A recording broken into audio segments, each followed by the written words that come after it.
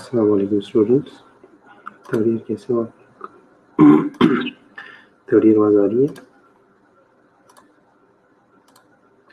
Last lecture में किसी का कोई क्वेश्चन? वालेकुम अस्सलाम।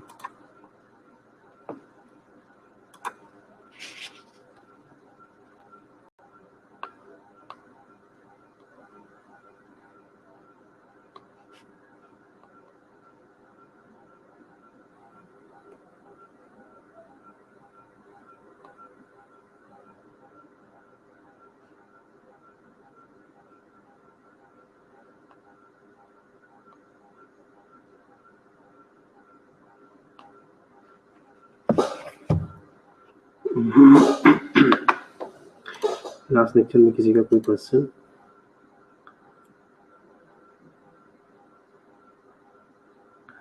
ओके, सो हम एरिक एरिक्सन साइकोसोशल डेवलपमेंट पढ़ रहे थे। ठीक है, इसमें मैंने आप लोगों को बताया था कि 8 सक्सेसिव स्टेजेस है ओवर द लाइफ स्पेन। ठीक है, एक इंडिविजुअल की लाइफ में बर्थ से लेके डेथ तक 8 स्टेजेस से इस इंडिविजुअल ने जो है वो गुजरना होता है। ठीक है, अब हर एक स्टेज की अपनी क्राइसिस है। वो क्राइसिस अगर एडाप्टिवली जो है वो रिस्पॉन्ड करेगी इंडिविजुअल उन क्राइसिस को, तो स्ट्रेंथ जो है ये एक्वायर कर सकता है। लेकिन अगर मेल एडेप्टिवली करे तो वो लेटर लाइफ में प्रॉब्लम्स जो है वो आ सकती है। ठीक है, बेसिक स्ट्रेंथ क्या है, मोटिवेटिंग कैरेक्टरिस्टिक्स है हर एक क्राइसिस के लिए या हर एक स्टेज में क्राइसिस को रिजॉल्व करने के लिए। ठीक है,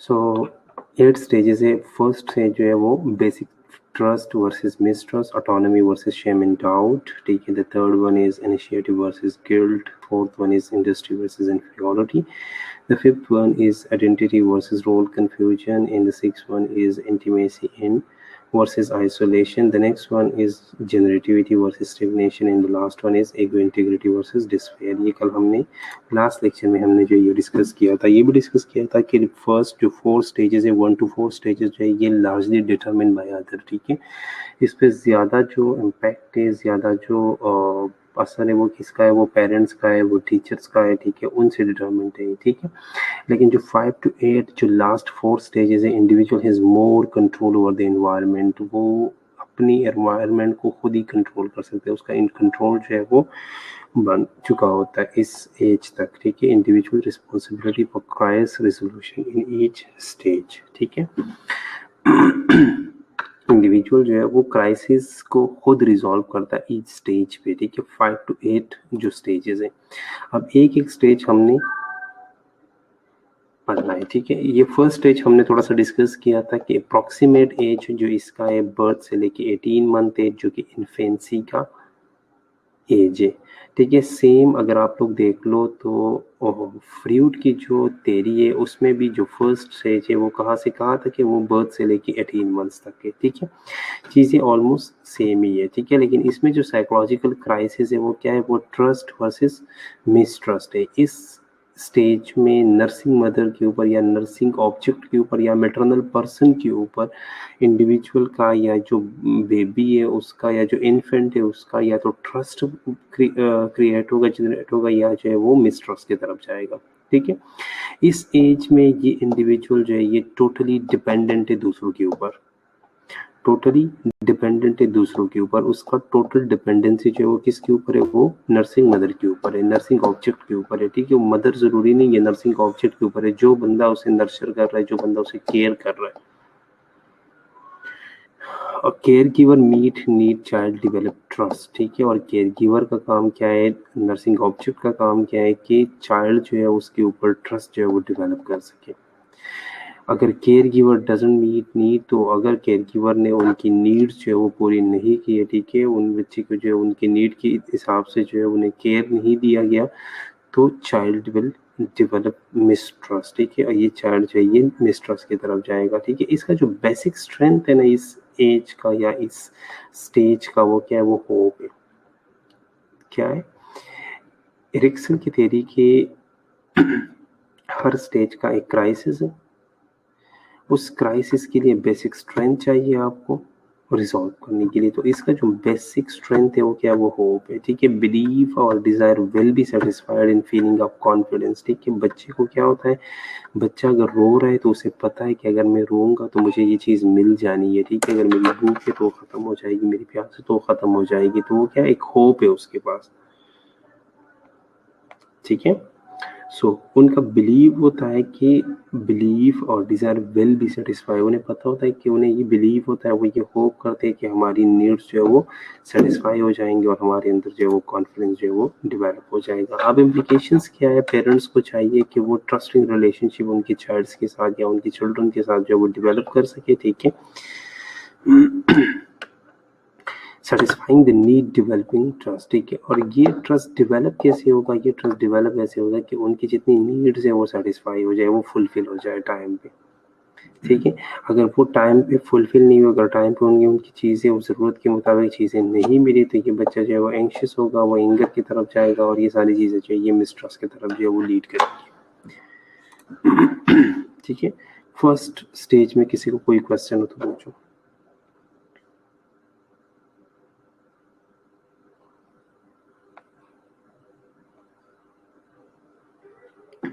फर्स्ट स्टेज में किसी का कोई क्वेश्चन हो तो पूछो।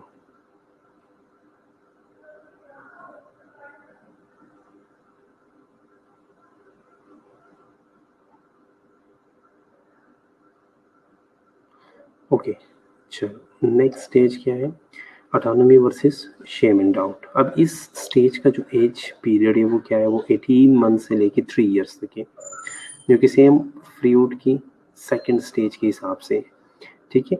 ये क्या है, ये वो एज है जो टोडलर हो जिसे हम कहते हैं, ठीक है। इसमें जो साइकोलॉजिकल क्राइसिस है वो क्या है, वो सेल्फ ऑटोनॉमी वर्सेस डाउट है, सेल्फ ऑटोनॉमी वर्सेस डाउट। और इसमें सिग्निफिकेंट रिलेशनशिप जो है वो पेरेंटल पर्सन है, उसमें क्या था, उसमें नर्सिंग मदर या नर्सिंग ऑब्जेक्ट था या मेटरनल पर्सन था, ठीक है। लेकिन इसमें जो है वो पेरेंटल पर्सन है, ठीक है, पेरेंट्स में से कोई भी।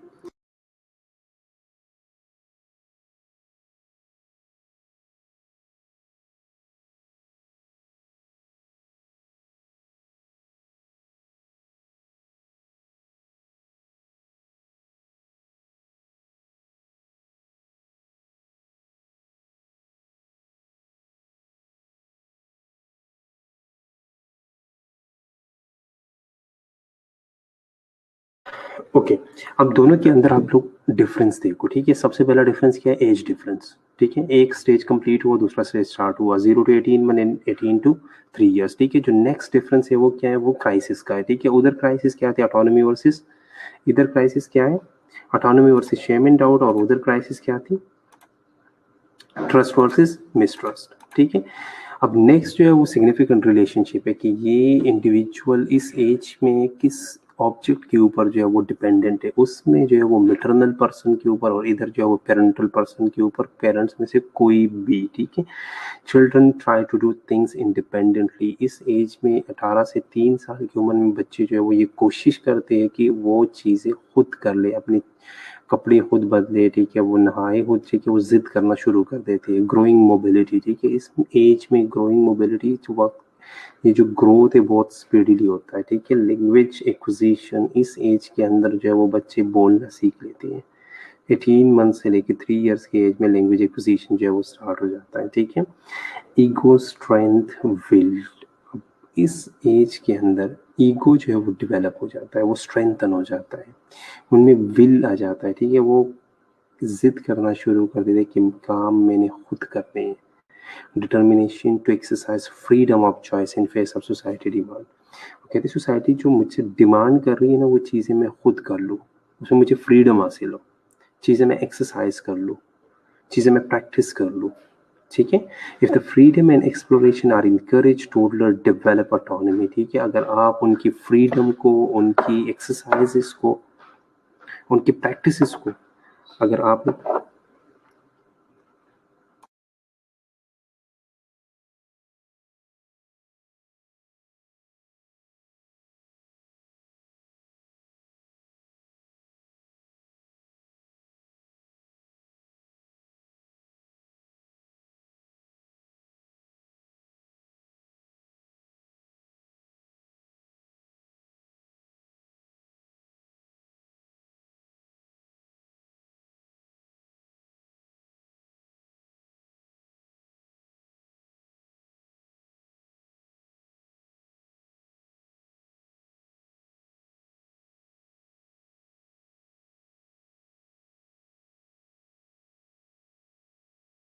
ठीक है। अब आप अगर उसकी फ्रीडम, उसकी जो प्रैक्टिसेस है, अगर आप उससे इंकरेज करते हो, जैसे कि बेबी इस या बच्चा इंडिविजुअल इस एज में क्या करता है, वो जिद करता है कि मैं अपना चेंज खुद करूंगा। इस एज में वो जिद करता है कि मैं खुद नहाऊंगा, ठीक है, मैं अपने जूते जो है वो खुद ही जो है वो लेसेस बांधूंगा, खुद ही जो है मैं जूते पहनूंगा, ठीक है, खुद ही जो है मैं अपने बाल बनाऊंगा, सारी चीजें इसमें वो जिद करना शुरू कर देता है। ठीक है, तो अगर आप उसकी इस जिद को, इस फ्रीडम को, इस एक्सप्लोरेशन को आप इंकरेज करते हो, तो ये बच्चा जो है ये ऑटोनॉमस होगा। लेकिन अगर आप उसे रिस्ट्रिक्ट करते हो, उसे जो है वो रोकते हो इन चीज़ों से, तो वो शेम और डाउट की तरफ चला जाएगा। ठीक है, वो शेम और डाउट की तरफ जाएगा। इम्प्लीकेशंस क्या है, आप इससे किस तरह जो है वो अपनी लाइफ में अप्लाई कर सकते हो। Arrange for each child to have something which are his own और with which he can identify. आपने क्या करना है, आपने ऐसी चीज़ें जो है वो अरेंज करनी है कि बच्चा जो है वो खुद उन चीज़ों को जो है वो परफॉर्म कर सके, वो प्रैक्टिस कर सके। और जो चीज़ें बच्चे बनाते हैं ना खुद, उनको वैल्यू देना सबसे इम्पोर्टेंट काम है। फॉर एग्जाम्पल, उसने एक ड्राइंग बनाई है, आप उसे वैल्यू दे दो, बहुत अच्छा बनाया आपने। उसने कुछ लिखा है, तो आप उसे वैल्यू दे दो, बहुत अच्छा लिखा। ठीक है, उसने अगर वो खेल भी रहा है ना, उस टाइम पे वो ड्राइंग वगैरह तो नहीं कर सकता 18 to 3 मंथ्स में, लेकिन अगर वो खेल रहा है और खेल के दौरान उसने कुछ बनाया हो, चीज़ों को अरेंज किया हो, तो आप उन्हें वैल्यू दे दो, आप उसकी तारीफ करो, उसे रिगार्ड दो। ठीक है, तो वो ऑटोनॉमस होगा वो बेबी। नेक्स्ट क्या है, development of early trust is necessary. Main चीज जो है वो क्या है, अर्ली ट्रस्ट डेवलपमेंट जो है वो नेसेसरी है। इधर भी आप जब उसके चीज़ों को वैल्यू दे रहे हो ना, उसका खुद के ऊपर ट्रस्ट डेवलप होना शुरू हो जाता है। ठीक है, स्टेज 2 में कोई क्वेश्चन, स्टेज 2 की समझ आ गई? स्टेज 2 में कोई क्वेश्चन हो तो पूछो।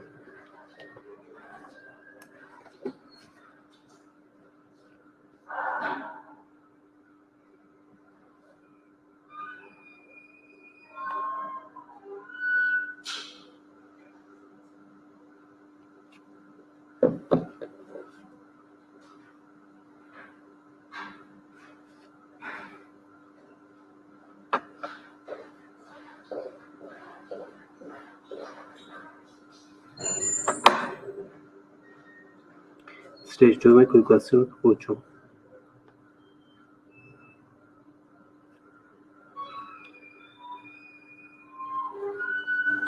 आप लोग सुन भी रहे हो या बस सिर्फ साइड में मोबाइल रख के थोड़ी देर बाद जी सर यस सर कर रहे हो?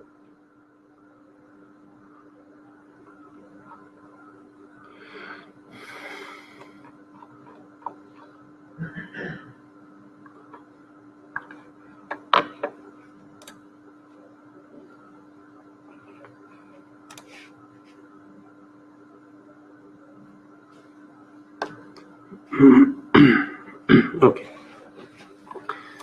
Next stage, stage 3, initiative versus guilt.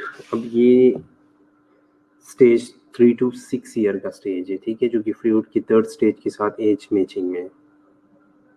इस एज का जो साइकोलॉजिकल क्राइसिस है वो इनिशिएटिव वर्सेस गिल्ट है, और जो सिग्निफिकेंट रिलेशनशिप है वो फैमिली के ऊपर है। पहले क्या था, सिर्फ और सिर्फ नर्सिंग मदर या नर्सिंग ऑब्जेक्ट जो उन्हें केयर दे रही है, वो मदर भी हो सकती है, कोई और भी हो सकता है। नेक्स्ट जो था उसमें क्या था, पेरेंट्स के ऊपर, दोनों पेरेंट्स आ गए। अब थर्ड जो स्टेज है उसमें सिग्निफिकेंट रिलेशन जो है वो पूरी फैमिली के ऊपर आ रही है, बेसिक फैमिली है। And the resolution of Oedipus and Electra complex, ये वो स्टेज है जिसमें ऑडिपस और इलेक्ट्रा कॉम्प्लेक्स दोनों जो है वो रिजॉल्व हो जाते हैं। ठीक है, ego strength, purpose, courage to envision and perceive goal. उसमें ईगो का जो मेन स्ट्रेंथ था, या जो ईगो स्ट्रेंथ था, वो विल के ऊपर था कि सारे काम मैंने खुद करने हैं, मेरी मर्जी होनी चाहिए मेरे कामों में। यहाँ पे जो ईगो स्ट्रेंथ है वो पर्पस की तरफ जा रहा है, जो मैं काम कर रहा हूँ क्यों कर रहा हूँ, गोल्स की तरफ जा रहा है, एम्स की तरफ जा रही चीजें। Takes initiative in interacting with the environment. If this tendency is censored through criticism or control, develop a sense of guilt. इसमें बच्चा जो है वो इनिशिएटिव लेना शुरू कर देता है, लोगों के साथ इंटरेक्शन में, इन्वायरमेंट के साथ इंटरेक्शन में। अगर इस टेंडेंसी को आप सेंसर्ड करते हो, इसको जो है वो आप क्रिटिसाइज करते हो, इसको आप कंट्रोल करते हो, तो ये बच्चा गिल्ट की तरफ जाएगा। लेकिन अगर आप उसे अप्रिशिएट करते हो तो ये बच्चा जो है इनिशिएटिव होगा, चीजें जो है वो खुद करना सीखेगा और क्रिएटिव बनेगा। अब इसको आप अप्लाई कैसे कर सकते हैं, या इम्प्लीकेशंस क्या है इसके? Do not punish children for the initiativeness. अगर उन्होंने कुछ इनिशिएटिव लिया है ना, बच्चे ने अगर कुछ इनिशिएटिव लिया है, तो आप उन्हें पनिश ना किया। क्रिएट अ प्लेफुल एटमॉस्फेयर, उनके लिए प्लेफुल एटमॉस्फेयर होना चाहिए इस एज में। उनकी प्ले को आप वैल्यू दे दो, उनसे उनकी प्ले के बारे में बातें करो, कन्वर्सेट करो चीजें उनसे, ताकि उन्हें ये लगे कि आपको उनके कामों में इंटरेस्ट है। ओके, इसी तरह हम स्टेज 4 की तरफ जाते हैं, industry versus inferiority. School age जो 6 to 12 ईयर्स का है। अब इस एज के हिसाब से अगर आप साइकोलॉजिकल क्राइसिस को देखते हो तो वो क्या है, वो इंडस्ट्री वर्सेस इंफीरियरिटी। जो सिग्निफिकेंट रिलेशनशिप है वो आप किस चीज के ऊपर आ गया, वो नेबरहुड या स्कूल की तरफ। फर्स्ट में क्या था, नर्सिंग ऑब्जेक्ट, सेकंड स्टेज में पेरेंट्स, थर्ड स्टेज में फैमिली, एंड फोर्थ स्टेज में नेबरहुड और स्कूल की तरफ चीजें जो है वो फोकस्ड हो रही है। इस एज में दोस्त जो है वो ज्यादा इंपॉर्टेंट हो जाते हैं, और बच्चा इस स्टेज में कोशिश करता है कि खुद को मैयर करे, खुद को इवेल्युएट करे पीयर्स के दरमियान, कि दोस्तों में मेरी क्या वैल्यू है। ठीक है, वो अपनी आइडेंटिटी क्लियर करने की कोशिश करते हैं, एस्टेब्लिश करने की कोशिश करते हैं। कोई भी टास्क उन्हें मिलता है इस स्टेज में, चाहे वो स्कूल में मिल रहा हो, चाहे वो वर्क में मिल रहा हो, चाहे वो किसी प्ले के अंदर मिल रहा हो, वो अपने कॉग्निशन को यूज करके उसे कंप्लीट करने की कोशिश करते हैं। अगर इस एज पे parents, teacher, society, school, neighbours उस बच्चे को सपोर्ट नहीं करते तो ये बच्चा इन्फीरियरिटी में जाएगा, इनएडिक्वेसी में जाएगा ये बच्चा। लेकिन अगर आप उसे करते हो तो वो कॉम्पिटेंट बनेगा, उसके अंदर स्किल्स आएंगी, उसे ये पता होगा कि मैंने एक टास्क को किस तरह कंप्लीट करना है। अब इसको आप अप्लाई कैसे कर सकते हो, उन्हें असाइन करो रोल्स, उन्हें रिस्पॉन्सिबिलिटीज दे दो, उनके एफर्ट को अप्रिशिएट करो, उनके अंदर कॉन्फिडेंस डेवलप करो, अपॉर्चुनिटीज दो उन्हें। जब आप उन्हें अपॉर्चुनिटीज देते हो, उनकी एबिलिटीज को एक्सप्रेस करने को, उन्हें मौका मिलता है कि वो अपनी एबिलिटीज को एक्सप्रेस करें, तो वो हर चीज में इनिशिएटिव लेगा, वो क्रिएटिव बनेंगे। ठीक है, उन्हें आप इनकरेज करो कि अच्छे से अच्छा काम करो।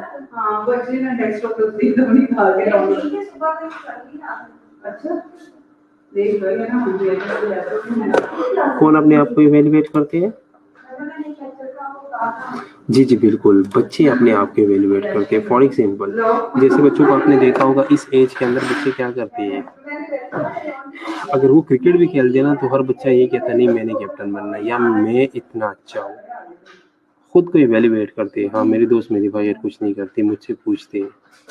इसी तरह वो खुद को इवेल्युएट करना शुरू कर देता है कि दोस्तों में मेरी भी कोई वैल्यू है, टीम में मेरी भी कोई जगह है specific.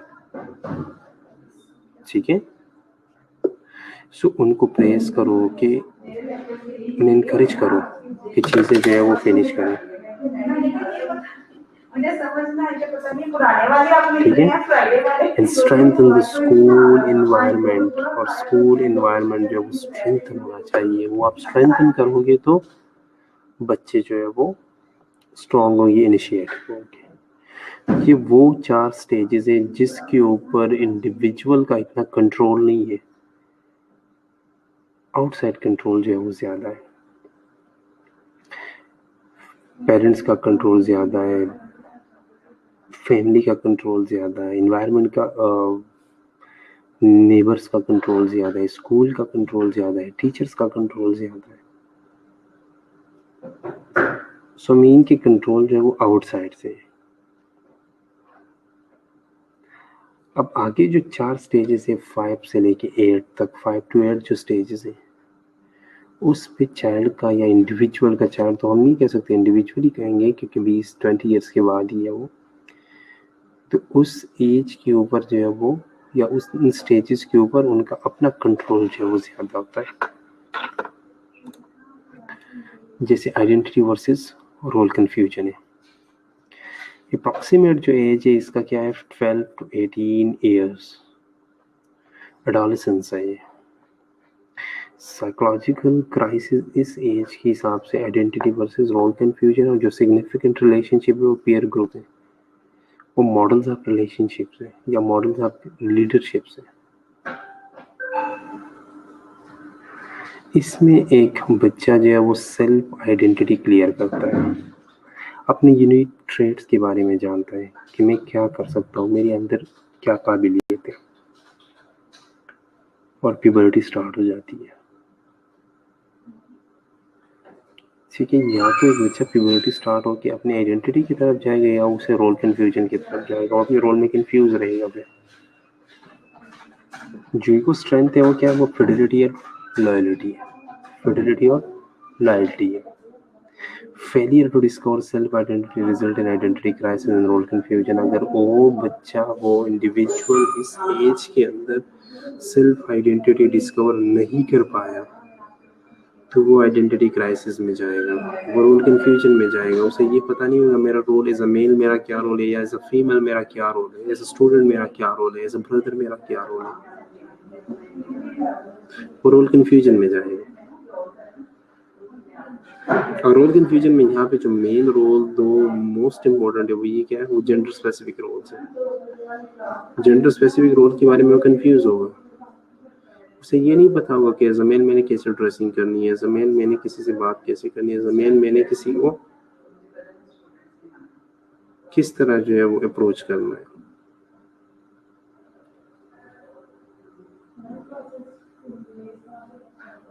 Fidelity emerge from cohesive ego identity, sincerity, genuineness, sense of duty in relationship with others.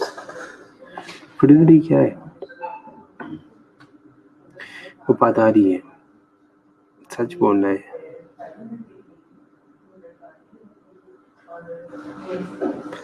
अपनी चीजें फुलफिल करनी है। अब इसको आप इम्प्लाई कैसे कर सकते हो, help the student to identify their role. Students के साथ आप हेल्प करो कि अपना रोल खुद आइडेंटिफाई करें जो सोशली एक्सेप्टेबल हो।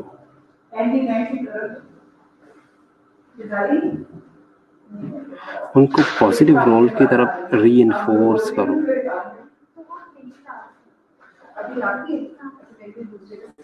बिल्कुल ऐसा ही है, बहुत कम केसेस है ऐसे जेंडर आइडेंटिफिकेशन वाले। रोल कन्फ्यूजन सिर्फ जेंडर की बात नहीं है, मोस्ट इम्पोर्टेंट हम जेंडर की बात कर रहे हैं, लेकिन बाकी चीज़ों में एज ए स्टूडेंट आपने क्या रोल प्ले करना है, एज अ टीचर आपने क्या रोल प्ले करना है, एज अ ब्रदर आपने घर में क्या रोल प्ले करना है। ठीक है, ये सारी चीज़ें आती है इसमें। आपकी लाइफ से जुड़ी जितनी रोल्स हैं ना, जेंडर स्पेसिफिक रोल्स में इसलिए कह रहा हूँ कि जेंडर स्पेसिफिक बहुत ब्रॉड टर्म है। As a brother, as a sister, ये सारी चीज़ें भी जेंडर स्पेसिफिक के अंदर ही आती हैं।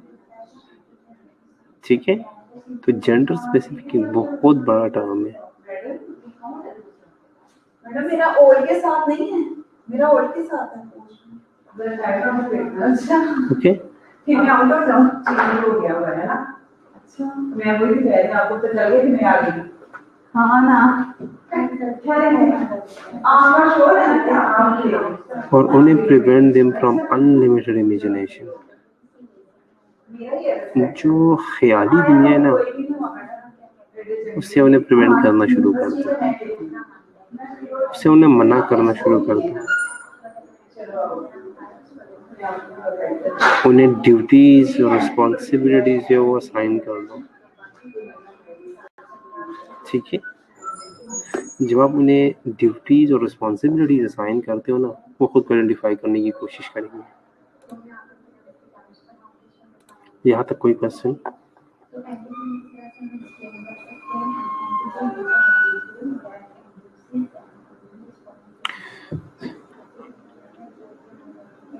बिल्कुल हो सकता है, बिल्कुल जिशान, बिल्कुल हो सकता है।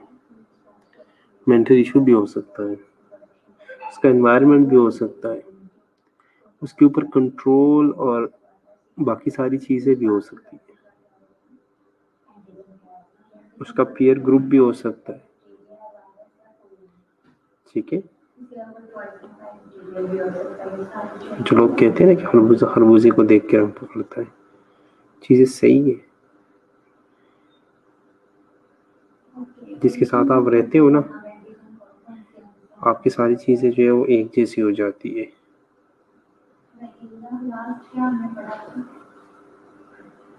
और बाकी आपकी बात भी सही है, कोई मेंटल प्रॉब्लम भी हो सकता है,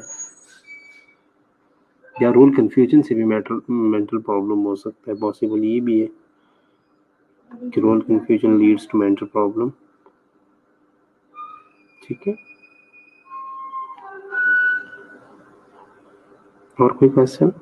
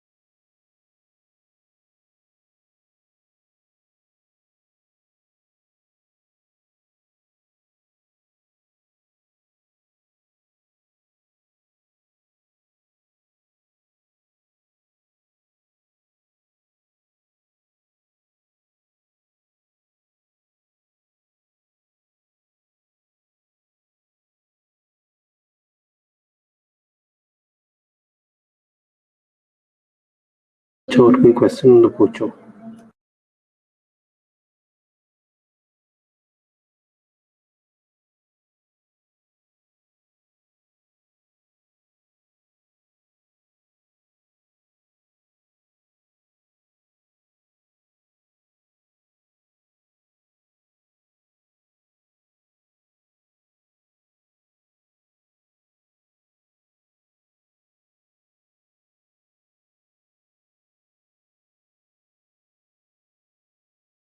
ठीक है, कोई क्वेश्चन हो तो पूछो।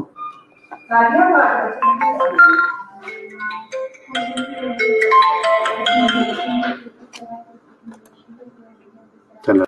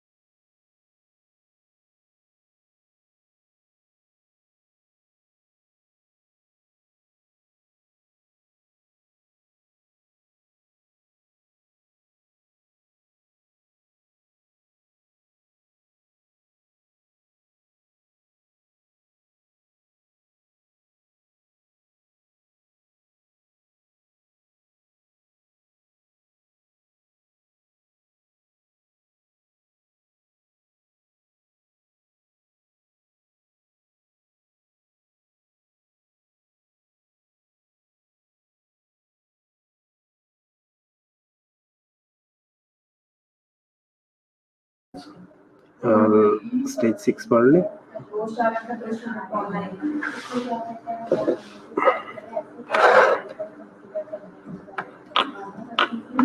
यहाँ तक मेरे हिसाब से काफ़ी है, सो अटेंडेंस मार्क कर लेते हैं। अगर किसी का कोई क्वेश्चन हो तो मैं